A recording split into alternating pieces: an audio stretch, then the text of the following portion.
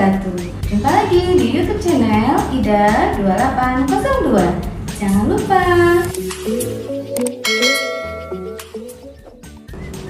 Baiklah, kita awali pembelajaran hari ini dengan membaca basmalah.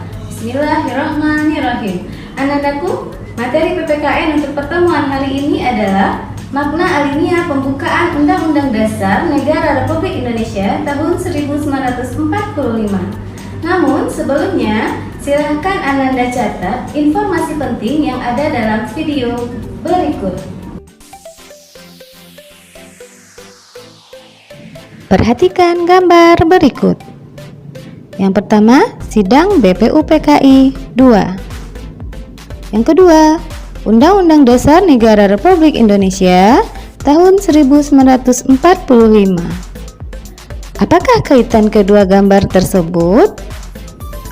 Ya, Undang-Undang Dasar Negara Republik Indonesia tahun 1945 dirumuskan dalam sidang BPUPKI 2. Pembukaan Undang-Undang Dasar Negara Republik Indonesia tahun 1945 merupakan sumber motivasi dan inspirasi, tekad, semangat, serta cita-cita dan moral yang ingin ditegakkan bangsa Indonesia. Pokok kaidah fundamental yang terdapat dalam pembukaan Undang-Undang Dasar Negara Republik Indonesia tahun 1945 antara lain: yang pertama, pokok-pokok pikiran yang diciptakan dan diwujudkan dalam pasal-pasal Undang-Undang Dasar Negara Republik Indonesia tahun 1945. Yang kedua, pengakuan kemerdekaan hak segala bangsa. Yang ketiga, cita-cita nasional. Keempat, pernyataan kemerdekaan. 5. Tujuan negara. 6. Kedaulatan rakyat dan dasar negara Pancasila. Untuk pertemuan kali ini, kita akan membahas satu persatu makna alinea pembukaan Undang-Undang Dasar Negara Republik Indonesia tahun 1945. Yang pertama, makna alinea pertama. Alinea pertama ini menegaskan bahwa kemerdekaan merupakan hak setiap bangsa yang ada di dunia, bukan hak perorangan atau individu. Dan segala bentuk penjajahan harus dihapuskan. Makna dari alinea pertama pembukaan Undang-Undang Dasar Negara Republik Indonesia tahun 1945 menunjukkan keteguhan dan tekad bangsa Indonesia untuk menegakkan kemerdekaan dan menentang penjajahan. Yang kedua, makna alinea kedua. Alinea kedua menegaskan bahwa kemerdekaan yang telah dicapai bukan merupakan tujuan akhir dari bangsa Indonesia, tetapi masih harus diisi dengan mewujudkan negara Indonesia yang merdeka, bersatu, adil, dan makmur. Dalam hal ini, kemerdekaan yang diraih harus mampu mengantarkan rakyat Indonesia menuju cita-cita nasional, yaitu negara yang merdeka, bersatu, berdaulat, adil, dan makmur. Jika Indonesia dipandang sebagai negara yang merdeka, berarti Indonesia negara yang terbebas dari penjajahan bangsa lain dan bebas menentukan nasibnya sendiri. Jika Indonesia dipandang sebagai negara yang bersatu, berarti Indonesia menghendaki setiap warga negara bertekad untuk bersatu dalam negara kesatuan, bukan bentuk negara lain.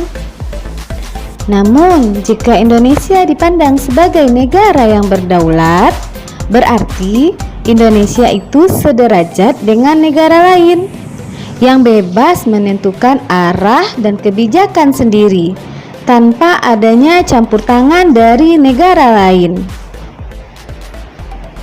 Jika Indonesia dipandang sebagai negara yang adil, itu artinya negara Indonesia menghendaki terwujudnya keadilan antar warga negara serta kesetaraan antara hak dan kewajiban setiap warga negara Indonesia.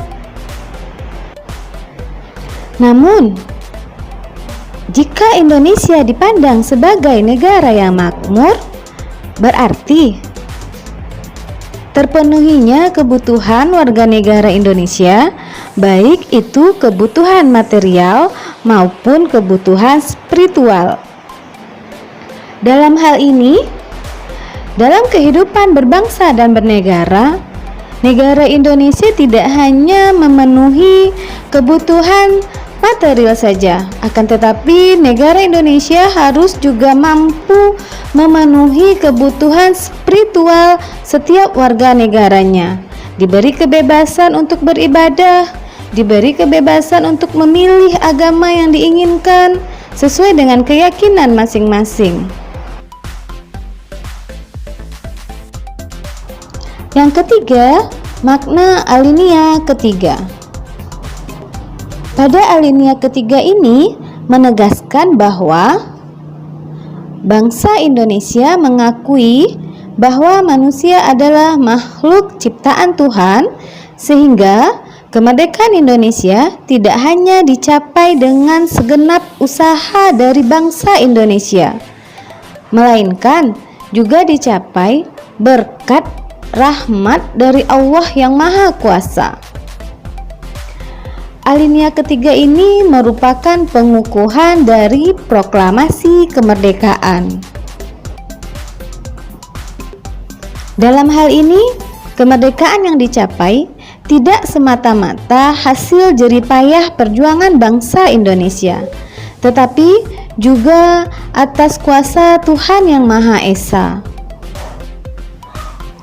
Yang keempat, makna alinea keempat.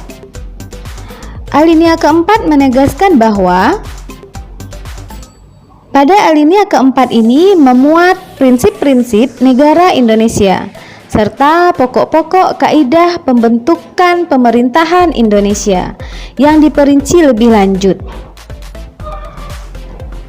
Pada alinea keempat ini memuat prinsip-prinsip negara Indonesia, di antaranya yang pertama tujuan negara, yang kedua pentingnya mengatur kehidupan negara dalam Undang-Undang Dasar, yang ketiga bentuk negara yaitu berbentuk republik yang berkedaulatan rakyat, yang keempat di situ ada dasar negara Indonesia yang kita kenal dengan nama Pancasila.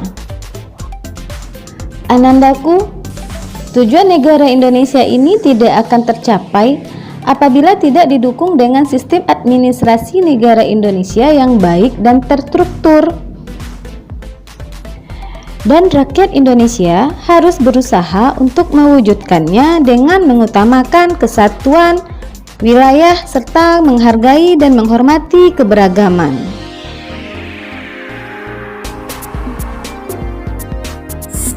Baiklah Ananda, selesai sudah pembelajaran kita pada hari ini. Semoga apa yang sudah kita pelajari dapat bermanfaat dan bisa kita terapkan dalam kehidupan sehari-hari. Dan kita akhiri pembelajaran hari ini dengan mengucapkan hamdalah. Terima kasih.